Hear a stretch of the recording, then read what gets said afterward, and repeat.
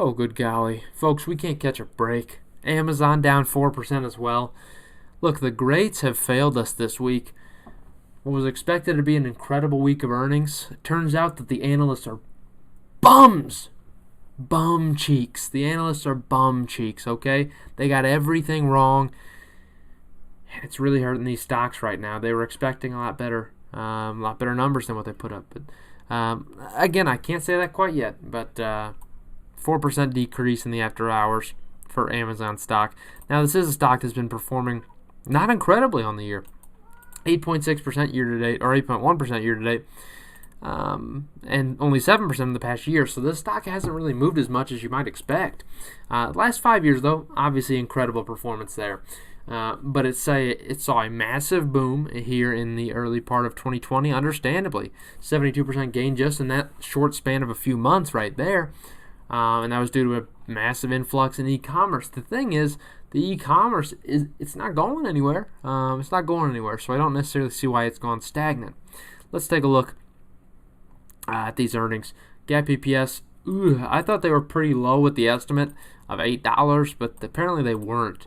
$6.12 for GAAP EPS, misses by $2.81. Definitely going to hurt the valuation quite a bit.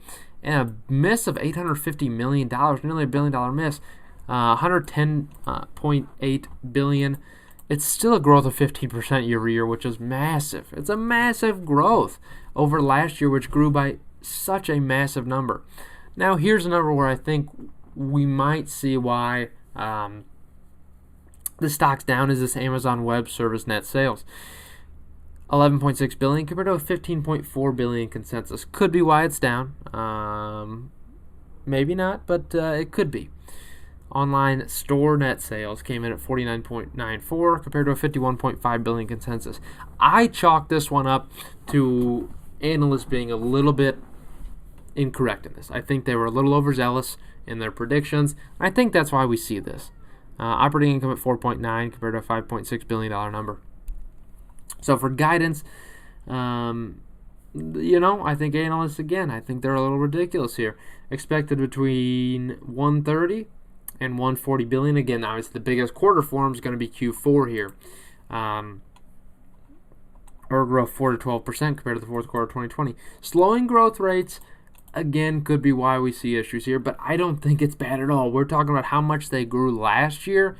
It was incredible. It was incredible how much they grew last year in terms of sales. So this is not really a concern if you're actually someone who's reasonable. I don't know, and I find myself to be reasonable. They're expecting operating income between $0 and $3 billion. What kind of a range is that? Amazon, get out of here. That's a joke of a range. Operating cash flow decreased 1%. We're looking at the press release now. That's what we do. Free cash flow decreased $2.6 billion. I'd like to see some better stuff there. I certainly would. Net sales, like that number, and net income decreased $3.2 billion as well.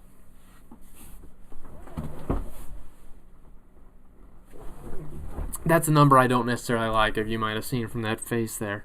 Is the quality great? I hope it is. It decreased by about half compared to what it was the year prior. So again, there can be speak of that. I'd like to see better numbers there. I would. I'd like to see better net income line. I love my net income. I really do. I know you're innovating. I get it, Amazon. You don't need to sell me on the stock. Amazon game launch New World. Anyone play New World yet?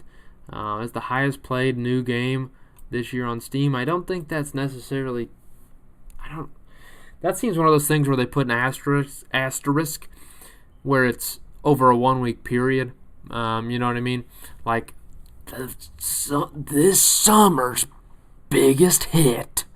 Whenever you're watching a movie, the number one movie this year, and there's like 500 of them. Seems like what New World's doing here. I don't know. I haven't played it, so I wouldn't know. Twitch was the most watched game during its launch week by hours watched, which makes sense because that's what movies do too.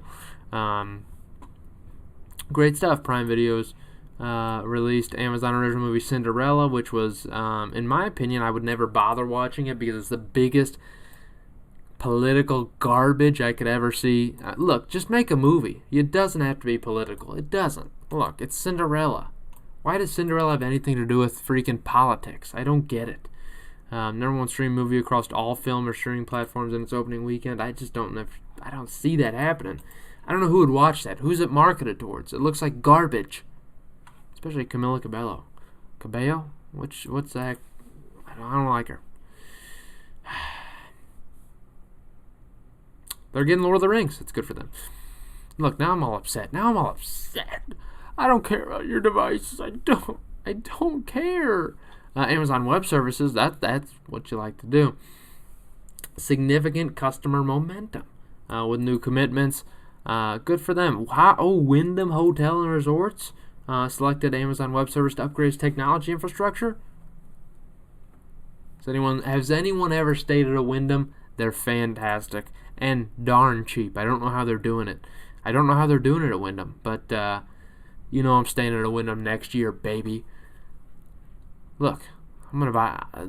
All you have to do is listen to a timeshare spiel, and they give you free stuff. They're just no one's gonna buy the timeshare, but really people do because they're very weird. But I'm not weird like that. Look at these announcements for Amazon Web Services. It's too much. Let's just look at some of the numbers, please. We saw the financial guidance. I mean, financial guidance was plenty fine.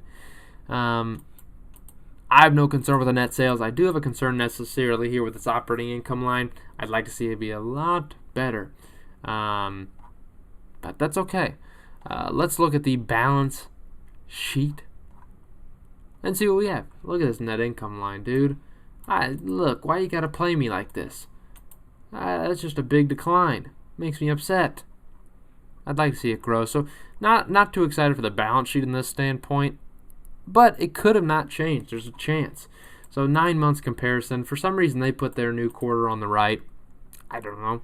Just Amazon doing things differently because they just have the ability. Total current assets right now sitting at $138.5 compared to $132.7. Growth around $6 billion there. Total assets in general at $382 compared to $321. Quite a massive increase here. You see mostly here in the property and equipment, operating leases, really everything grew. But those are the two main ones. Total liabilities, current liabilities at $123.9 compared to $126.3. A little bit of a decline there, all things considered. And shareholder equity, mark my words, grew by a massive margin here in the last 9 months. $120.5 compared to $93.4. So this is a massive equity line on this balance sheet. The balance sheet's for the state of the company, I mean, it could be bigger, I think, but I think it's pretty nice. Very nice to see that equity line. Now, this is a darn expensive company.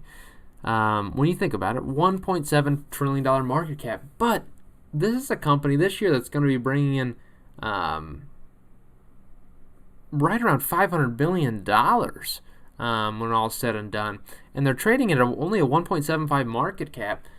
Look, that's a darn cheap market cap. We're talking about not even 4 times the value. This stock is, by a market cap standpoint, it's criminally undervalued. Criminally.